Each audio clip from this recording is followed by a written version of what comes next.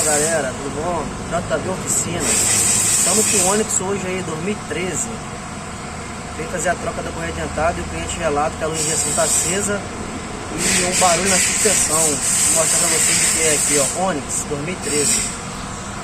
Aí, ó, bieleta, ó. Bieleta estourada e coxinho com folga, ó. Coxinha com folga.